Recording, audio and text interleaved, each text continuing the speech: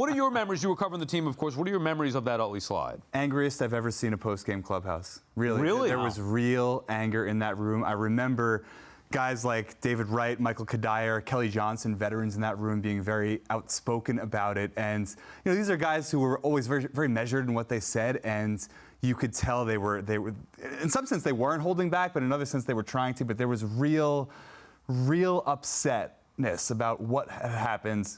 And they wanted to make sure that Chase Utley knew that they were mad and they weren't going to tolerate it, essentially. Yeah, and of course, they didn't do anything about it. They tried to, but of course, Tom Hallion, I think it was, didn't let him. Todd, who's the biggest villain in Mets history? Sal, I think I'm going to have a hard time going against Chase Utley being that guy. You could think of some others.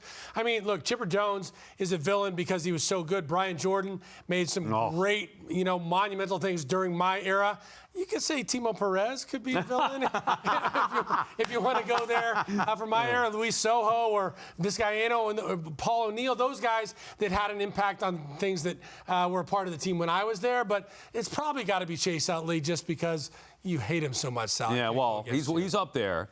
Some other candidates I thought of, Pete Rose for that big, remember that big fight in '73 with Bud Harrelson during the playoffs? That was nasty. I thought of guys like John Rocker. Roger Clemens comes to mind as well. Obviously, those are my top three. Firm spot there. For me, it's Chipper, though. It's Chipper. But because he had the interplay with fans. That he did to the team. He might have done the most damage. Yeah. I've always respected him, especially afterward. Like, he's just a great player. The other guys, I still hate to this day. Clemens is number one. I hate his guts. John Rocker, I hate him too. We might need a whole other show for those three guys. I'm going to see if I can get him off. Why are you making me relive this stuff?